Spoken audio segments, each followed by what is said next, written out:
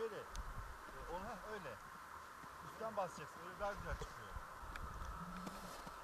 Çok güzel. Geri döndük ve şöyle Doğu Beyazıt hattından geldik. Bu bölgeden geldik. Biraz dolaştık. Ama tabii geldiğimize değdi. Bakınız. Tabii görevi tamamladık. Artık biraz kültür gezisindeyiz şu anda.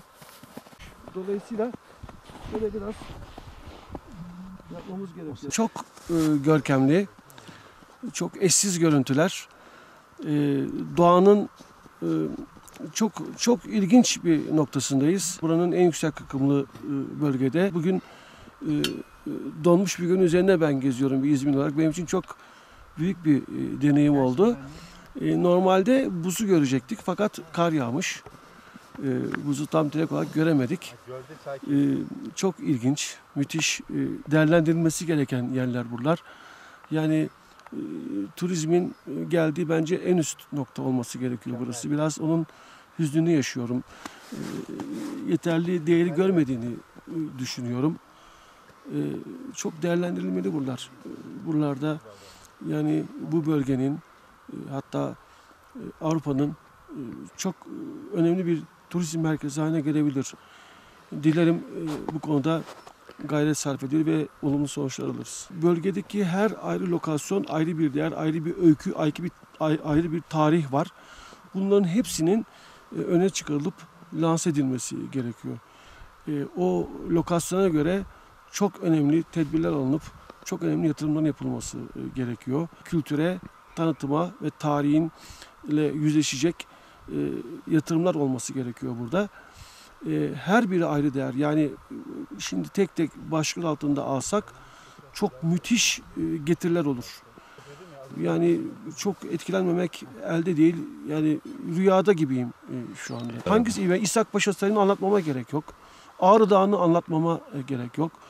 Diyadin'deki doğal zenginliği anlatmama gerek yok. Her şeyi vermiş Allah buraya. Bunların tanıtılması gerekir. Yani umarım nitelikli ve sanatsever, kültürsever, tarihine bağlı yöneticiler bunları değerlendirir. Tek dileğim bu.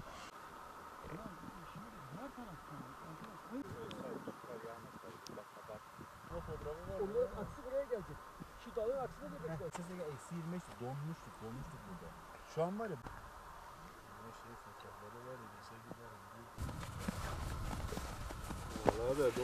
Türkiye'nin en yüksekteki en büyük gölü olan Balık Gölü'ndeyiz. Balık Gölü gerçekten Ağrı'nın çok özel yerlerinden bir tanesi. Bu gölün özelliği 4 mevsimde güzel olmuş olması. Bugün buraya gelme amacımız tamamen buz tutan gölün üzerinde vakit geçirmekti. Hava çok güzel, her şey çok güzel. Herkes mutlaka bu gölü görmeli. Ağrı'ya geldiğinizde bir iki gün size kesin de yetmez. Dağları, yaylaları, ovaları, gölleri, doğal güzellikleri mutlaka görmelisiniz. Bu bölgenin çok güzel bir coğrafyası var. Buz tuttuğu zaman yılda birkaç kez geliyorum. Geçen sene geldiğimde hava çok soğuktu. Çok fazla kar vardı. Hatta burada balık tutanları çekmiştik. Çok güzel bir deneyim olmuştu.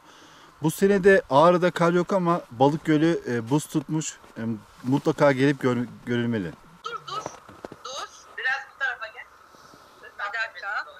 Da 30 kilometre mesafede 2341 rakımda bu bölgenin en yüksek gölündeyiz. Balık Göl. Balık Gölü ve şu anda Burası göl mü? göl şu anda. Ben şu anda Bak şu anda ben gölün üstündeyim bakın. Balık mı avlıyorlar orada? Balık avlamıyoruz işte. Balık yazın avlayacağız. Şu anda gölün üstündeyiz. Gölün üstündeyiz şu anda bakın. Buza basıyorum.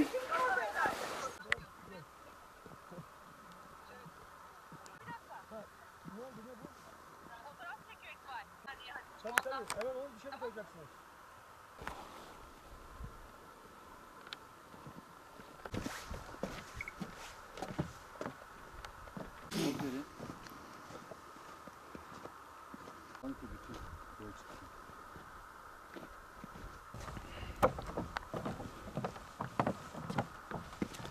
Şimdi ben gene böyle duracağım. Burada, iskelede ve gölde 3 var. Bayağı böyle bir gerilti çıkıntısı var. Toplam etrafı kilometre. Küçük gibi görünse de çok büyük. Orada hayatı yok. Kar yağdı mı bitiyor burası. Nasıl?